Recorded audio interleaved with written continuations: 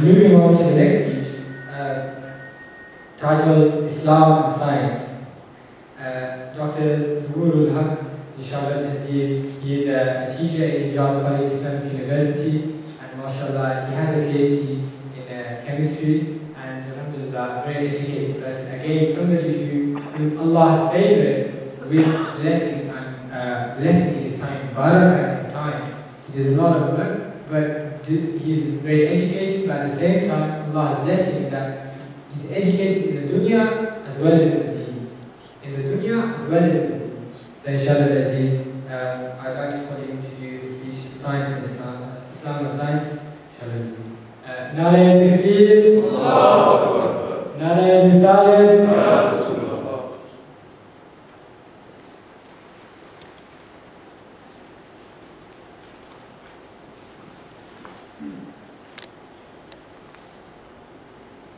نحمده ونصلي ونسلم على رسوله الكريم أما بعد أعوذ بالله من الشيطان الرجيم بسم الله الرحمن الرحيم إن الله وملائكته يصلون على النبي يا أيها الذين آمنوا صلوا عليه وسلموا تسليما الصلاة والسلام عليك يا رسول الله وعلى آلك وأصحابك يا حبيب الله.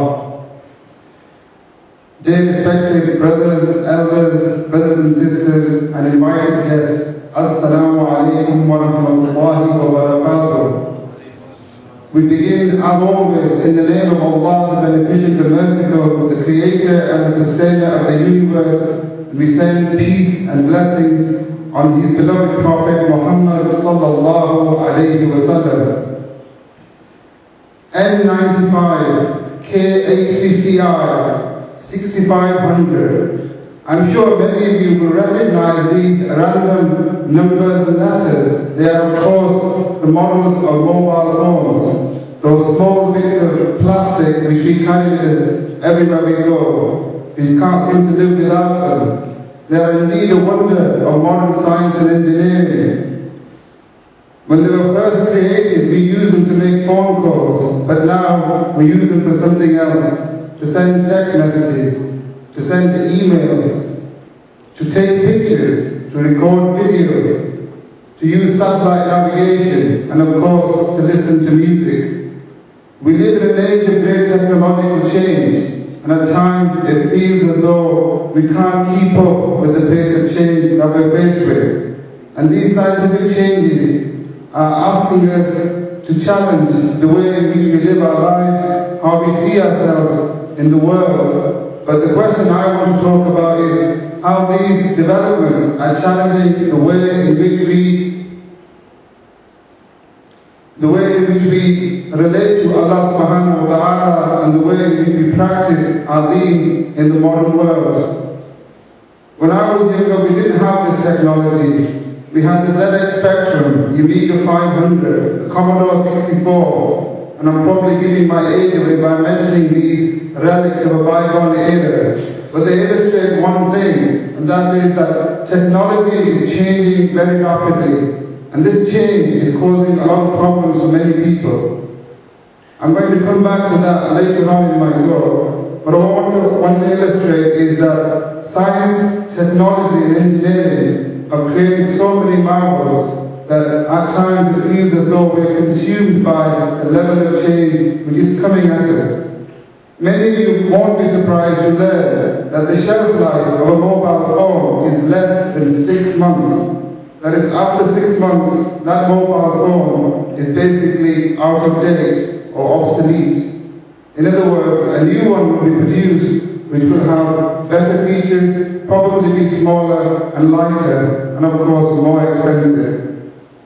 Science and engineering, technology, all these things we take for granted, but we should not forget the fact that without science, we would not have many of the things which make our lives easier. For example, cars, planes, mobile phones, and many of the other things without which we would not be able to live in the world that we live today. I want to illustrate one example which shows, in my mind, how amazing science is, and that is the construction of the International Space Station in space, which is orbiting the Earth. Many of you may well be familiar that recently the space shuttle docked with the space station. This is a truly amazing feat of human engineering. Who could have imagined that hundreds of years ago that human beings would be able to create such structures which are actually above the surface of the planet? But it seems as though, even though we have these great strides in science, but we're not really impressed with them anymore. How many people are amazed at the fact that space shuttle was launched recently? It barely makes the headlines. So at the same time, we feel that although technology is changing our lives, our expectation of the technology seems to be growing as time goes by. But the question I want to raise is, what's the relationship between Islam and science? It saddens me when I hear in the news that Muslims are portrayed as being barbaric, medieval, and backward, that we are anti-technology, and that Islam can't provide the solutions to the problems of the modern world. And this is what I want to challenge today, that if you look at the history of Islam, it is rich with Islamic learning, research, and thinking. The tragedy is that we have forgotten our past. We have forgotten the great ulama, the great scientists and thinkers who have made the world what it is today. And when we hear about these, we hear about them in history textbooks. It's always right at the bottom of the page where nobody remembers the fact these were actually Muslim people who made such a significant contribution to the modern world that they're no longer remembered. I'm not going to go into the reasons why that is. I want to talk about some of those people and the way in which they changed our world. At the height of Islamic learning, many Muslim scientists and thinkers created all kinds of wondrous devices and technology and conducted research into things which at the time were unheard of. And today, we're impressed by the technology of the Western world. What we fail to appreciate is that what we take for granted have their roots in Islamic learning and thinking. Muhammad al-Khwarizmi created the science of algebra. He laid the foundations of modern trigonometry. Al-Biruni calculated the circumference of the earth. He conducted research on the difference between the speeds of sound and the speeds of light. Ibn Sina created a medical textbook which was used in medieval Europe for 500 years. If you think about the immense contribution these are some of the people have made, I could go on and list many more, but that's not what I'm here to do today. What I want to leave you with is the thought that these people made a contribution to the world in which we live, but we don't know about it. Why is that? We have forgotten who we are. We need to go back and research what they have done and what it means for us. Don't take my word for it. We have so much information out there, for example, in libraries and the internet. Do your own research, find out about your own history, your own heritage, and see how you can make a link with those giants who gave us so much. Because history is normally taught as if it's a series of dates, facts, and figures. That is not the history that I'm talking about. I'm talking about a history which is living. Living history means you go to the past so you can be inspired to change and shape the future to make the world a better place. The purpose of this talk isn't to make us feel good about who we are. The purpose is to make us think the fact that the Muslim scientists and scholars who went before us left us a legacy.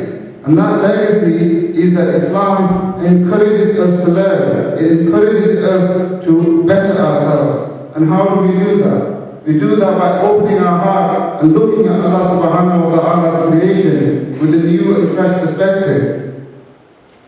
I mentioned earlier all these wonderful technological advances. At the same time, the amount of knowledge that exists in the world has increased tremendously. If you look at the number of libraries there are in the world, the number of books, the amount of information that is available to us through the internet. But at the same time, don't you think that people would be more appreciative more understanding of Allah's creation and the beauty of all that He's given us.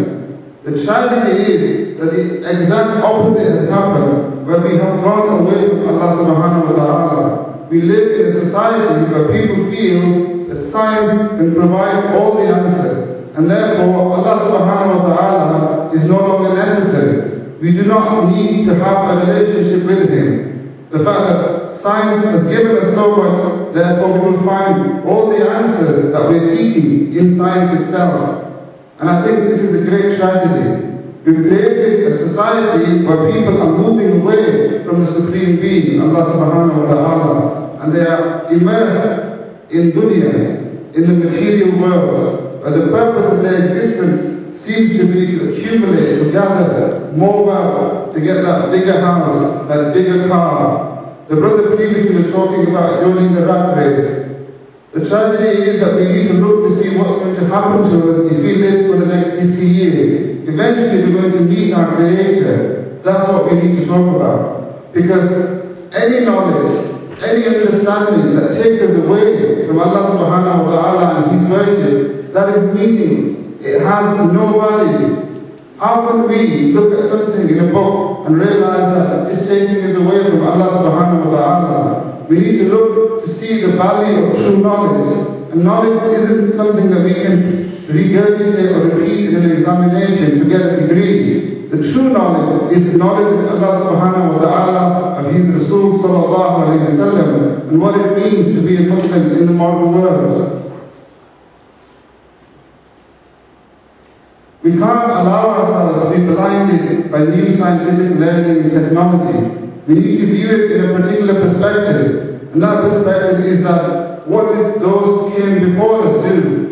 For example, what's the difference between Muslim scientists and scientists living in this day and age?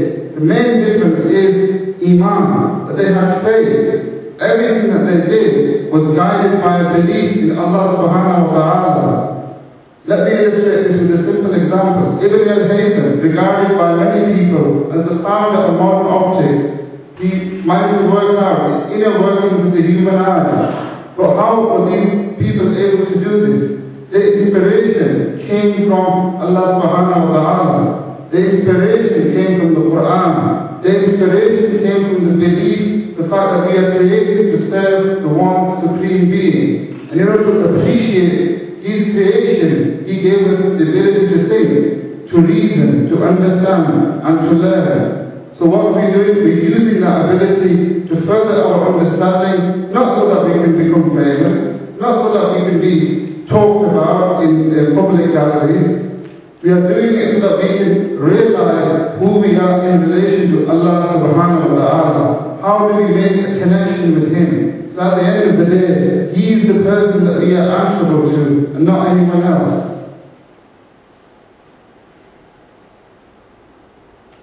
I talked earlier about the fact that in the media, Muslims are portrayed as being medieval and backward, and the fact that we're anti-technology, anti-progress.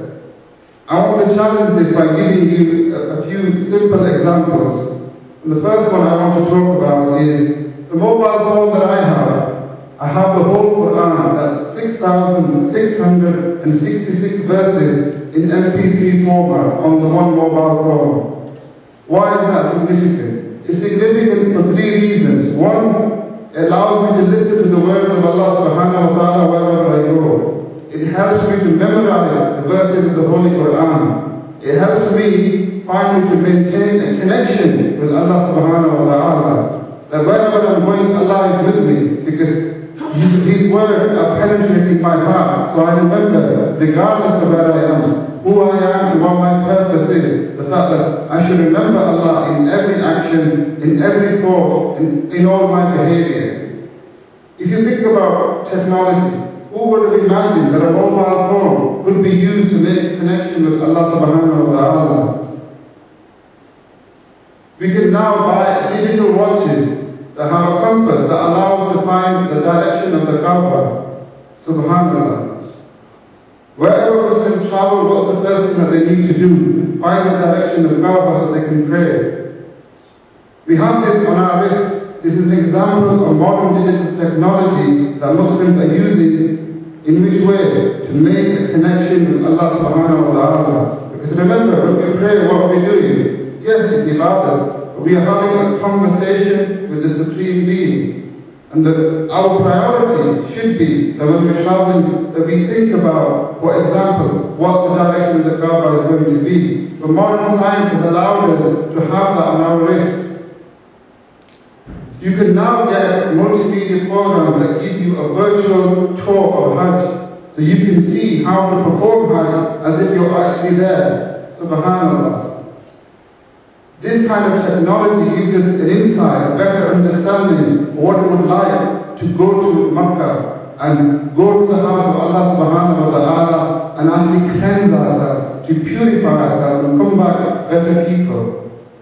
But 100 years ago, no one could imagine that you would have this kind of insight. And this technology is opening a new window to how we can become better Muslims in a way which we thought would never be possible. There are many of us who work in offices. We're busy and we're immersed in the dunya, and we forget the fact that we actually have to pray and remember Allah subhanahu wa ta'ala. How do we do this? When we're surrounded by people who are busy trying to make money. You can now get azan software on the Quran, on the desktop PC, which reminds you when it's time for salah.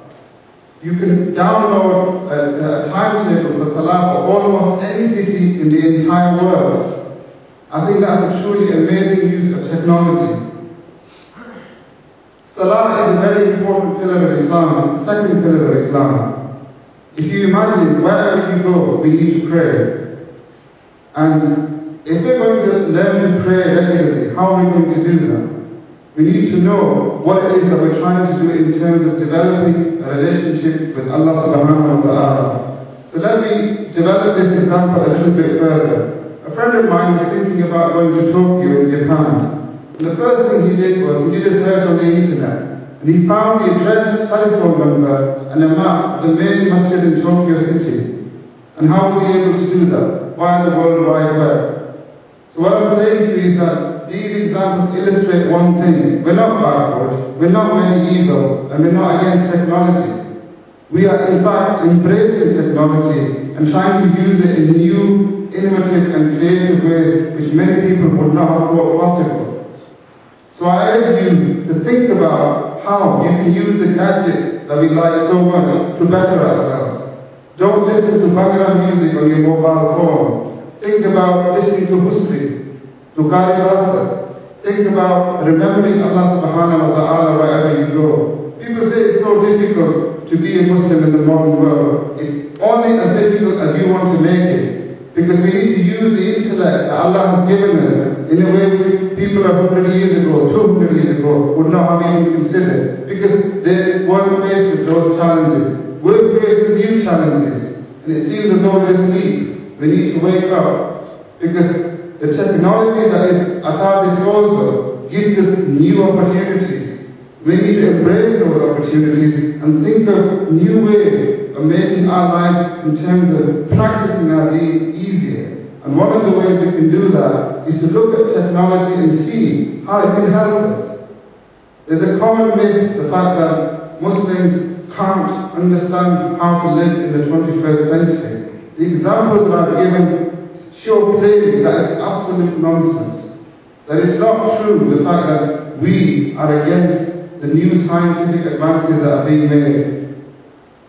I have to confess it's true that for the past 500 years Muslims haven't made a significant contribution to Islamic learning. But that's the challenge that we're faced with. As I mentioned earlier about many Muslim scientists, they left us examples of their own thinking and learning. We should use those examples to be inspired to make our own contribution. Don't sit on their success and say, Alhamdulillah, a Muslim scientist made a great contribution. Think about what contribution you yourself can make to make the world a better place.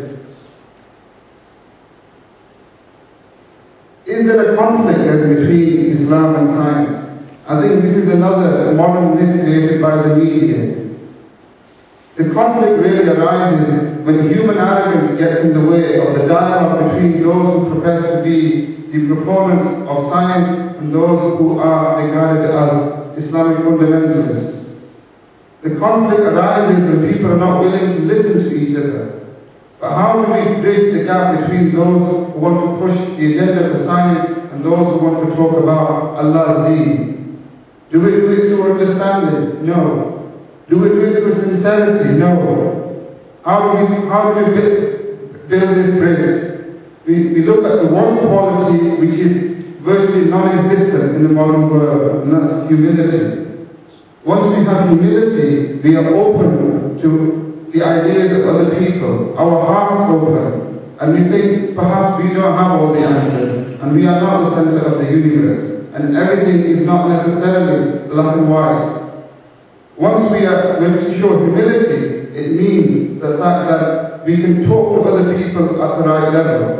If you think about when we perform salah, what is it that separates human beings from all of Allah's creation? It is our intellect, our brain. But what are we required to do in salah? We're required to put our hand on the floor, on the dust, where the earth is, where the dirt is, to submit completely and totally to the will of Allah subhanahu wa ta'ala. We're showing the ultimate example of humility, of complete submission.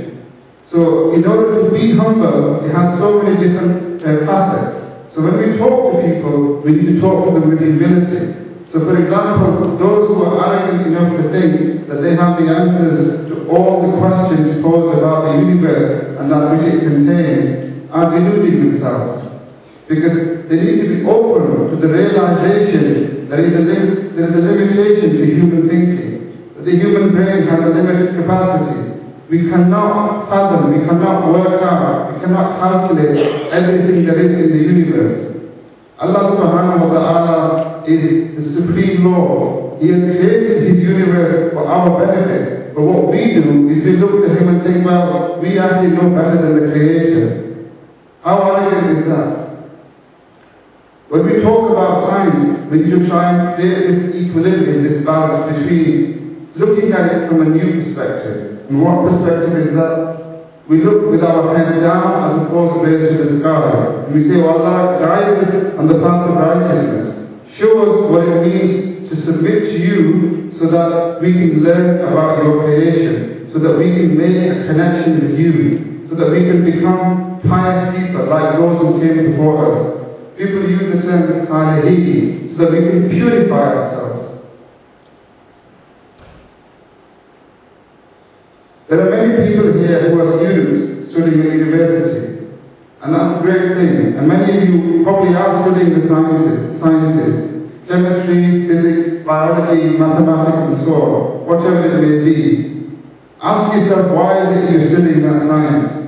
Is it to get that dream job? Is it so that you can become famous and get a Nobel Prize? Or is it for some other reason? Is it because you want to be called Dr. So-and-so and people will show you more respect? The fact that when you enter a room, people will stand and say, oh look, Dr. So-and-so is here.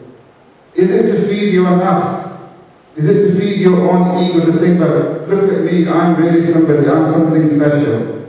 Because to worship Allah subhanahu wa ta'ala is to destroy yourself, is to become nothing, so that you can learn to see what Allah subhanahu wa ta'ala it truly is, how magnificent He is.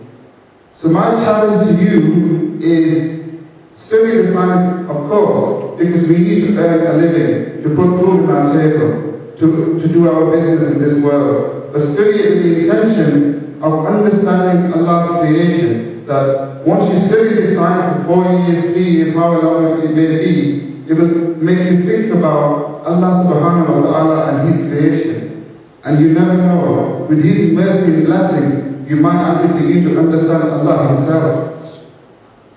Allah subhanahu wa ta'ala has given us so much.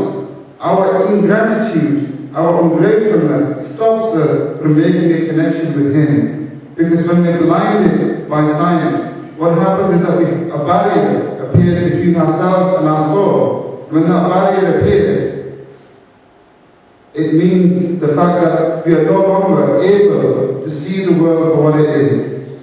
So finally, in conclusion then, I want to remind everyone that when we worship Allah subhanahu wa ta'ala, we need to do it with an open heart. That heart can't be blinded by the technology that we see. That doesn't mean we don't appreciate it or the fact we take it for granted. It means that we're able to understand that technology within a context, that we use the technology as a mechanism for something else.